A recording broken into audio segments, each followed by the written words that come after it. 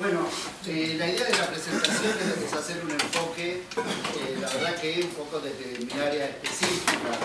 Si bien vamos a analizar un poco la ley de semillas de manera general, el área específica de mirar algunos de los aspectos económicos vinculados a lo que está en juego, lo que implica la ley de semillas. Entonces, lo primero que tenemos que señalar cuando hablamos de una modificación a la ley de semillas es qué es lo que está en juego, qué es lo que se puede ver afectado o no afectado en función de lo que se define en esa ley de semillas, ¿sí? Y entonces algunos elementos claves con respecto a esto es que claramente las semillas son imprescindibles para la producción agrícola y son las que condicionan el conjunto del sistema agroalimentario en materia agrícola, es decir, que condiciona cuáles son las características, no solo de la producción primaria, típicamente como se dice, sino también cuáles son los insumos que se van a utilizar, las técnicas, las características de la producción, incluso dependiendo de eso también, del producto, cuáles son las condiciones, las características de la industria que la transforma o de las maquinarias que se utilizan. Entonces, cuando uno mira el conjunto de lo que está en discusión, dice, bueno, evidentemente estamos hablando de un punto clave, de un punto estratégico en el conjunto del sistema agroalimentario. No es que estamos hablando solamente de una etapa, de una característica o de un hecho aislado, sino que tiene impactos en el conjunto del sistema agroalimentario, que en el caso de la Argentina, además, como todos sabemos, tiene una importancia muy alta en cuanto a las características de su producción, pero además de las características macroeconómicas, ¿no? El sector agroalimentario, de manera general, agroalimentario y agroindustrial, representa prácticamente 2/3 de las exportaciones argentinas, para mencionar algunos de los indicadores fuertes, significativos, en cuanto al desarrollo económico de la Argentina. El caso particular, porque si miramos eso, evidentemente lo que está en juego es una magnitud muy importante, pero el caso particular de lo que estamos discutiendo acá, es decir, la principal transformación que propone el proyecto de ley de semillas que está en el Congreso, tiene una implicancia de unos 3.196 millones de dólares anuales. ¿Sí? Vuelvo a decir, 3.000 millones de dólares al año. Si pensamos que muchas veces los derechos de propiedad que están en discusión durante el lapso de 20 años, esto es una estimación de un trabajo nuestro hecho en el 2016, si lo multiplicamos por los 20 años del periodo de vigencia de determinados derechos de propiedad, estamos hablando de 60.000 millones de dólares. Bueno, eso es una idea, o nos puede dar una magnitud de lo que está en juego, no cuando hablamos del conjunto de las semillas, sino cuando hablamos en particular de este proyecto y de estas modificaciones que son las que están en juego, ¿no? Entonces, si queda claro, bueno, evidentemente estamos hablando de un proyecto de mucha trascendencia. Por ahí a veces se habla de un proyecto corto, de un proyecto de algunos artículos, etc. Y eso puede pensar que, o tender a minimizar los efectos. Bueno, ahí vamos a ver ahí que hay 2 o 3 artículos claves que efectivamente hacen que la temática sea sustancialmente importante. Primero nos abstraemos un poquito. Vamos a ver, siempre 15 minutos son poco, pero vamos a tratar de cumplirlo. ¿A qué hora arranqué? Hace 2 minutos. 5, pero y 27 terminaste de presentar. Ahí está, 27, la presentación es extra tiempo. Entonces, muy brevemente, ¿sí? Cuando hablamos de semillas, lo primero que entra en juego es los derechos, digamos, de manera generalizada, los derechos de propiedad intelectual. ¿Sí? La idea era exponer desde el punto de vista económico los derechos de propiedad intelectual. Sé que hay algunos otros expositores muy brillantes en materia legal, y mi idea era enfocarme en los aspectos económicos. Y la idea en términos económicos es que siempre que hay una patente o siempre que hay un derecho de propiedad intelectual, se genera una cierta ventaja a quien la desarrolló, con la idea de que esa ventaja le permita tener una recuperación de la inversión más una cierta ganancia. Es decir, que la idea en general que justifica la existencia de estas condiciones especiales es de alguna manera garantizar cierto nivel razonable de ganancias que por lo tanto permita que el que desarrolla una cierta investigación tenga el incentivo a desarrollarla y por lo tanto en función de eso a llevarla adelante y a implementarla efectivamente. Obviamente, en general, una discusión muy abundante en materia económica que para 15 minutos era imposible. Bueno, ¿cuál es el periodo de tiempo óptimo para garantizar a una empresa esto? Y ahí me interesa así señalar lo siguiente. Supongamos, tomemos de referencia los 20 años. Bueno, ¿qué pasa si esa innovación tuviera un derecho de 25 años? ¿O qué pasa si tuviera de 15 años? ¿Qué pasa si se extiende o qué pasa si se alarga? Si se extiende, obviamente las ganancias de la empresa que desarrolló la innovación va a ser más grande a lo largo del tiempo, la va a lograr mantener. ¿Cuál es el problema? Uno puede decir, bueno, va a ser, por un lado va a tener más ganancias, por otro lado el problema es que al tener más tiempo es muy posible que demore el desarrollo de una siguiente innovación. Porque si tiene 25 años garantizado, no va a desarrollar una nueva innovación que compita con la suya. ¿Sí? Por lo tanto, va a demorar ese lapso y después va a esperar que cumpla los 25 años para lanzar una nueva innovación. ¿Cuál es la ventaja? Bueno, que si sabe que si tiene un plazo más largo, tiene más incentivos a desarrollar una innovación. Entonces, por un lado, puede tener una cierta ventaja de tener más incentivos, por otro lado, puede retardar el proceso de desarrollo de nuevas innovaciones. ¿Qué pasa si el plazo se achica? Por un lado va a tener menos incentivos a desarrollar innovaciones, por otro lado va a estar de alguna manera forzada a generar esas nuevas innovaciones. Por supuesto, ¿cuál suele ser el interés propio de la empresa? Extender los plazos. ¿Por qué? Porque eso le garantiza a la empresa individual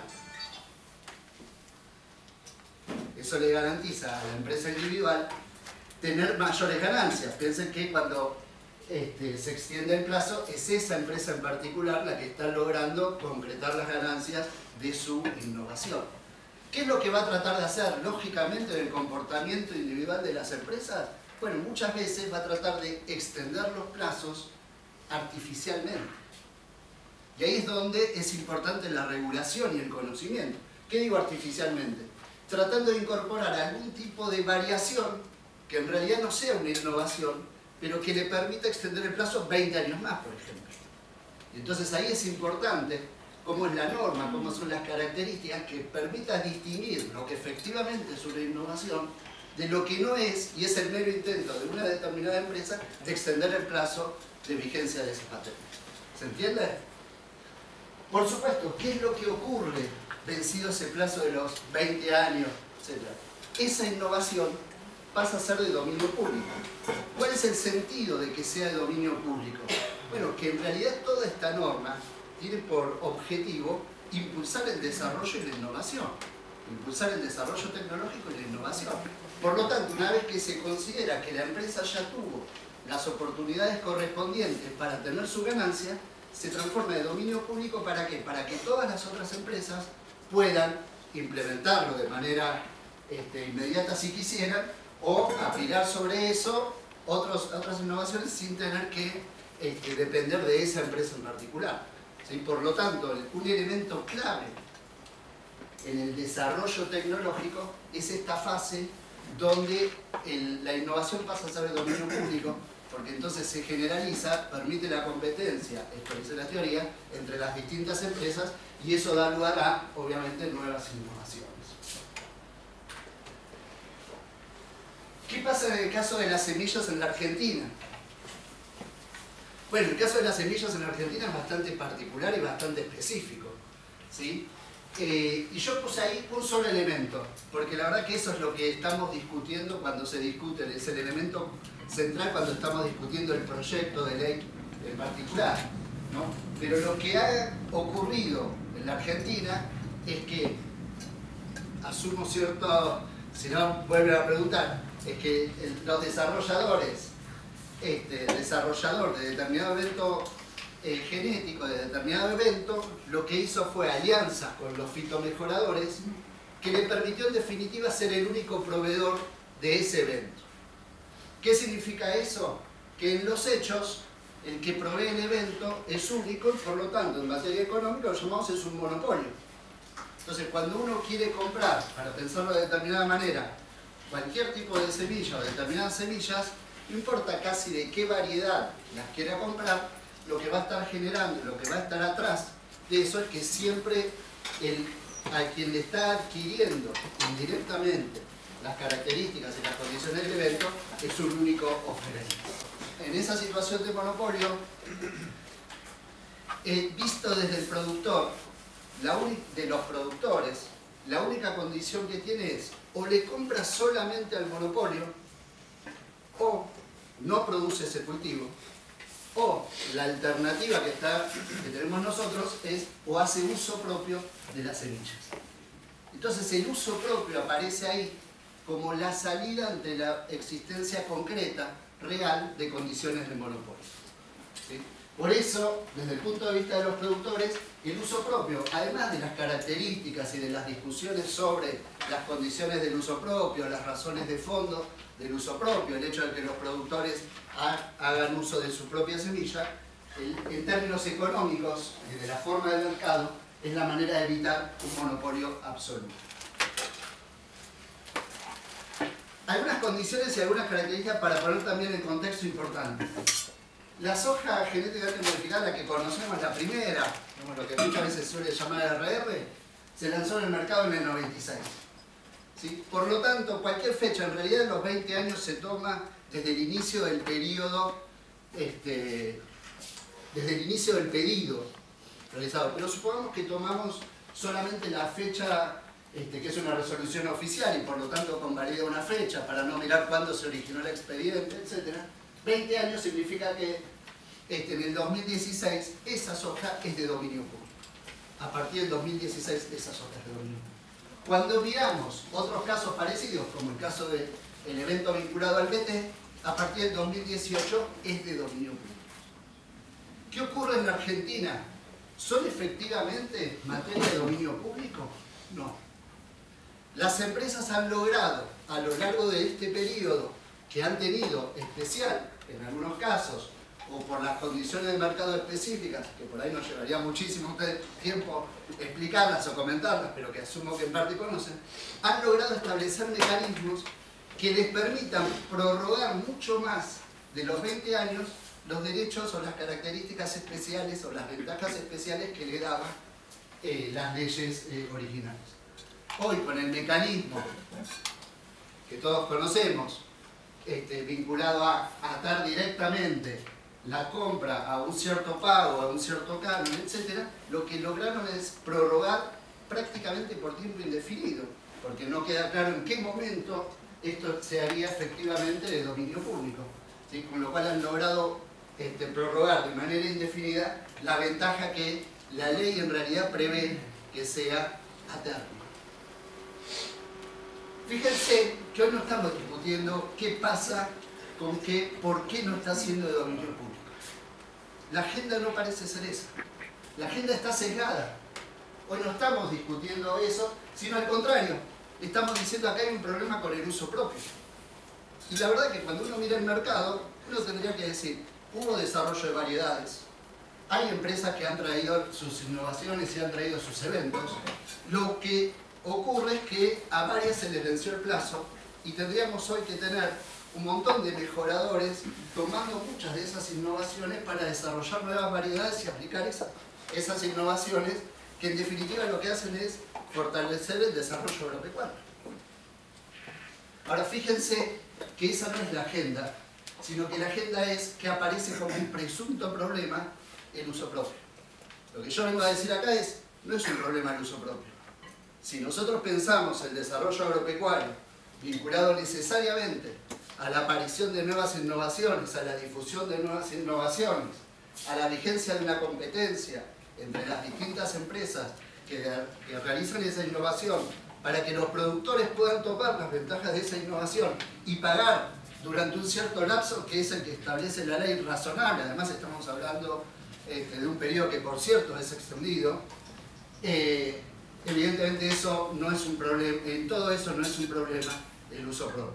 Y sí es un problema porque las condiciones de mercado hoy son de tal manera monopólicas que no están permitiendo generar ese círculo que uno tendría que decir virtuoso, que permite e impulsa efectivamente el desarrollo de innovaciones y por lo tanto el desarrollo agropecuario.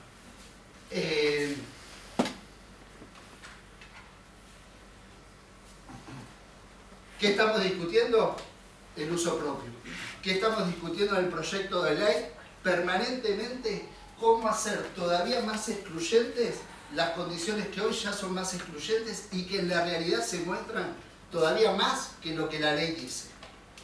Para que se entienda, cuando uno empieza a mirar el proyecto de ley, desaparecen algunas definiciones iniciales, supuestamente ingenuas, podría decir uno, ¿sí? Porque lo único que estamos haciendo es definir determinadas condiciones, pero sin embargo ahí ya aparecen algunas con cambios sustantivos. Yo no sé cuánto llegan a leer esta letrita, ¿sí? Pero ahí en el medio se les coló que la creación fitogenética puede corresponder a un material vegetal obtenido por descubrimiento, ya no por una transformación.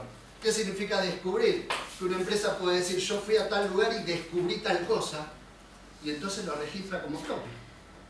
¿Sí? Fíjense que ahí ya estamos hablando de otro tipo de condiciones. Estamos hablando del material genético existente en la Argentina o en el mundo, que de pronto por ese pequeño cambio que está por acá, les permite a las empresas ser todavía más, tener mayores condiciones de exclusividad o de posibilidades de apropiación que las que tiene en la actualidad. Yo lo puse claro, porque a veces se dice que el uso propio no se deroga con el proyecto de ley o que sí. El uso propio es el uso propio por parte de los productores agropecuarios. Si a mí me dicen que el uso propio lo tiene que pagar, entonces dejó de ser uso propio. Porque a veces se habla de uso propio oneroso. La verdad es no tiene sentido esas características. Lo que estamos hablando cuando discutimos el derecho al uso propio es el derecho al uso propio del productor, que es que tenga la posibilidad de que el producto lo utilice para la producción. Si tiene que pagar, entonces ya tiene una restricción y entonces ya no tiene el derecho al uso propio. ¿Sí? Entonces, cuando uno mira el proyecto de ley, el artículo 5 que modifica el artículo 27, bueno, en realidad, si bien sostiene en el primer párrafo lo que dice el artículo de la ley original, a partir de ahí empieza a decir, bueno, que el titular del derecho podrá requerir el pago. Bueno, podrá requerir el pago, eso obviamente va a requerir el pago, ¿sí? Y a partir de ahí comienza la derogación del uso propio, que lo que hace es dejar afuera a algunos inscritos, por ejemplo, en el RENAF. En realidad, si estamos pensando en el mercado, como yo decía, y que para los productores el uso propio es la válvula de salida frente al monopolio, no estamos hablando de los agricultores familiares. Estamos hablando de los productores medianos, de los productores que tienen una cierta escala y que, sin embargo, la única solución que tienen, no solo la única solución, la única posibilidad de discutir un cierto precio. Porque si uno lo piensa, el derecho al uso propio es la posibilidad para el productor mediano de decir, bueno, si el precio que vos me lo ofrecés es demasiado elevado, entonces yo produzco menos. Ahora, si el precio no es tan elevado, si las características de las semillas son buenas, yo lo voy a pagar. Entonces, fíjense que ese derecho al uso propio, en realidad es una herramienta de negociación en un mercado fuertemente asimétrico. Eso es lo que quiero decir con esta idea de la válvula de salida frente al monopolio para el conjunto de los productores. Por eso acotarlo a un grupo restringido que no tiene peso real en el mercado, en realidad no tiene ningún sentido, no modifica en nada la esencia. En todo caso es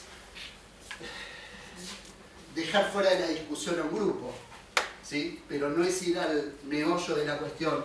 El meollo de la cuestión es si vamos a tener ahí un mercado competitivo o si vamos a tener mercados excluyentes y monopólicos. Bueno, algunas otras características, no sé cómo ando de tiempo. Bueno, por si, digamos, a la derogación del uso propio se le agregan poderes especialísimos al INASE. La verdad que nos llevaría bastante tiempo entrar en esos poderes especialísimos por sobre el derecho, la FIP y el secreto fiscal, por sobre, algunos dicen, el derecho de propiedad directamente, porque no hay ningún juez que necesite autorizar al INASE para que el INASE entre en un domicilio.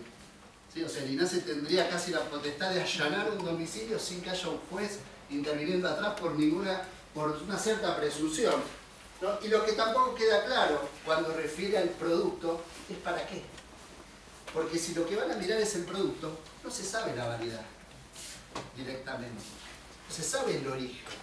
Entonces, si lo único que está haciendo es todo esto por una determinada condición de que quiere verificar un evento, bueno, evidentemente estamos enfocando mal todos los objetivos y los esfuerzos del INASE, que es un instituto público, ¿sí? Que por lo tanto se está volcando exclusivamente a un cierto objetivo que es solamente el de defender los intereses económicos de las empresas o sectores que desarrollaron ese evento. No tiene que ver con controlar la legalidad, controlar la calidad esencialmente de la semilla, ¿no? Sino que por lo tanto se está modificando sustancialmente el rol de INASE. Bueno, se habla de orden público, ¿sí? Solo para dejar en claro que es cierto que cuando uno se pregunta, bueno, ¿qué es lo que permitió que en las condiciones actuales se llevara a estas condiciones de monopolio? Y es que se permitió que los productores renunciaran, entre comillas, de manera voluntaria, ¿sí?, al derecho a sostener su uso propio. ¿Sí? Cuando los productores firman con las empresas, se están resignando su derecho a reproducir su semilla y dicen, bueno, por 3 años te voy a pagar, por 5 años te voy a pagar, ¿sí? ¿Qué es lo que uno tendría que decir? Bueno, en realidad ese uso propio tendría que ser de orden público. Como eso estuvo en parte en el debate, la ley toma el orden público, pero no del uso propio, de cualquier otra cosa, ¿sí? Por eso digo, de los aspectos que no son el eje sustancial ni clave de la controversia. Si tenemos que pedir un orden público, es el orden público del derecho al uso propio. Y bueno, al final se incorporó un artículo que habla de las deducciones que se le harían a los productores en el impuesto a las ganancias. ¿Qué es eso? Lo digo ahí un poco ahí. Chicos, de los medianos grandes y de los grandes. ¿Qué es lo que se buscó? Compensarlos de alguna manera. Pero cuando hablamos de la magnitud que yo mencioné son 3.000 millones de dólares anuales. El valor potencial calculado de lo que está en juego. Frente a eso, cualquier deducción es relativamente chica. Entonces, en realidad es apenas una mera compensación, que por ahí sirve a los productores más grandes un poco más, pero que claramente para todos los estratos medianos y grandes no tiene sentido. Y que además muestra lo absurdo del planteo, de que por un lado se fomenta una ley que permite mayores transferencias a un sector que, valga la pena decirlo, por ahí en la presentación rápida, no es que no tiene ganancias o no es que tiene problemas de rentabilidad. La rentabilidad es muy fuerte, ¿sí? Y sin embargo, la única manera que se está viendo es compensar con recursos fiscales a aquel sector a que se le está quitando, ¿sí? Y por ahí en lo rápido de la presentación se me pasó a decir por el principio, ¿sí? Fíjense que las características del mercado además muestran que estamos hablando de que se le está permitiendo desarrollar determinadas ganancias, si hablamos de 3.000, pero si hablamos de cálculos concretos, entre 500 y 900 millones de dólares anuales, sería un valor muy directo, muy inmediato, por una innovación en Argentina.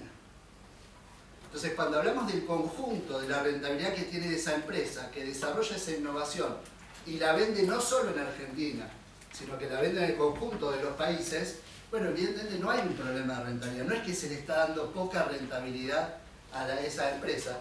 Si siempre tenemos que pensar en una rentabilidad razonable, bueno, la rentabilidad que está teniendo es más que razonable. ¿Sí? Por eso no se entiende, por eso no se explica las razones verdaderas o las razones de fondo de este proyecto de ley. Dale, paso un poquito de largo por esto y un objetivo que no se corresponde con lo que son los artículos efectivamente propuestos. ¿Sí? Cuando se enuncian los objetivos, otra cosa es lo que después se lee en los artículos. Y quiero cerrar con esta firmina, que este proyecto de ley no viene a solucionar ninguno de los problemas concretos y reales de la producción agropecuaria y de los productores agropecuarios de la Argentina. ¿Hay que pensar en un proyecto de ley de semillas? Sí, hay que pensar en un proyecto de ley de semillas. ¿Hay cosas que se pueden transformar y se pueden cambiar? Por supuesto que sí. Primero, arrancar con lo que dije, entender la importancia sustancial de las semillas, ya no solo como algo específico, ni agronómico, ni de una disciplina en particular, sino para el conjunto de la sociedad y como parte del desarrollo agropecuario de la Argentina. Incorporar de manera ineludible cláusulas que limiten el poder de monopolio vigente en ese sector. Mantener y fortalecer el uso propio, esto que yo decía, propender al orden público. Contemplar un marco específico para el caso de las semillas nativas y criollas, ¿sí? Porque evidentemente esto que yo decía que permiten la apropiabilidad bajo la mera expresión de que han descubierto determinadas semillas, bueno, pone en riesgo la continuidad de las semillas nativas y criollas. Y lo otro y de última es pensar la problemática de las semillas en el marco de una política integral de desarrollo científico y tecnológico para el sector agropecuario. Y ahí me parece que es clave, y por eso celebro un poco que esta reunión se haga en la universidad, que lo tenemos que pensar desde todo el sistema científico y tecnológico de la Argentina. Lo tenemos que pensar desde las universidades, desde el CONICET, desde el INTA, cuál es el rol que tiene que tener una política de desarrollo agropecuario y una política en materia de semillas. Y me parece que también es importante en este sentido que los distintos organismos vinculados a la innovación no solo se aboquen a la problemática de semillas, sino que tengan también una expresión pública con respecto a qué es esta ley, qué es lo que está diciendo esta ley. Por eso yo celebro que se haga esta reunión. Les agradezco, por ahí habría que arrancar por ahí, pero les agradezco la invitación a los organizadores, pero me parece muy importante que las universidades, que los institutos científicos y tecnológicos tengan un pronunciamiento expreso, claro y concreto de rechazo a esta ley. ¿Por qué? Porque en definitiva lo único que hace es beneficiar a un sector monopólico, no genera ni implica mayores ventajas para la innovación y el desarrollo y perjudica de manera muy clara al conjunto de los productores, medianos, chicos y grandes. Muchas gracias.